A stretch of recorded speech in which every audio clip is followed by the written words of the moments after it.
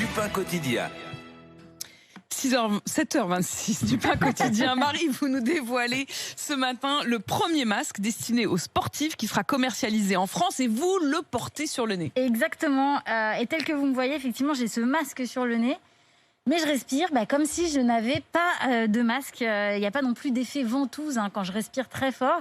C'est assez incroyable, j'ai presque l'impression de ne pas être protégée finalement, tellement je respire bien.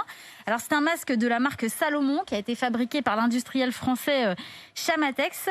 Et c'est vrai qu'on a presque l'impression de ne pas être protégé, alors que selon Salomon, ce masque filtre 90% des particules. Il est destiné aux personnes qui font de la course à pied et du ski.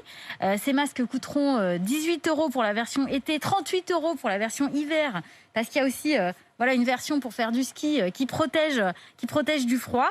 Et puis, ils pourront passer 50 fois en machine. Mais attention, Salomon précise bien que ces masques sont destinés au sport d'extérieur, pas d'intérieur. Et donc, ils devraient être commercialisés à partir du 24 février, la semaine prochaine. Est-ce qu'il répond bien aux normes de sécurité ?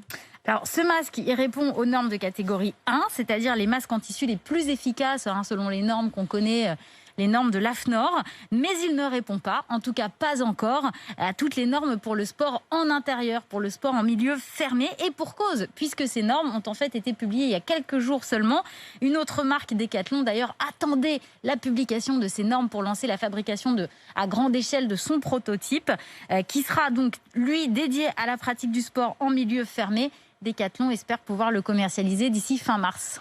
Et ça faisait effectivement longtemps que c'était attendu. Évidemment, Exactement. La question que tout le monde se pose, c'est est-ce que ces masques vont permettre la réouverture des salles de sport et la reprise des activités sportives en intérieur? Oui, c'est vraiment ce que tout le monde se demande. C'est sûr que les gérants de salles de sport attendent avec impatience la commercialisation de ces masques.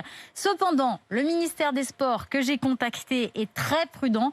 Ce qu'on nous dit, c'est que la commercialisation de ces masques ne va pas garantir à 100% la réouverture des salles de sport en intérieur, mais que ce sera un élément important de la reprise. On y croit. Vous ne le quittez plus, votre masque?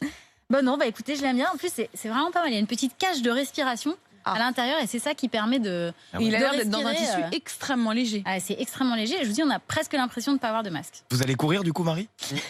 Est-ce que vous allez vous mettre au sport? Faire un peu de yoga, ce sera bien ça. Parce que maintenant que vous avez le masque, vous allez vous y mettre. C'est pas gagné. Petit doute.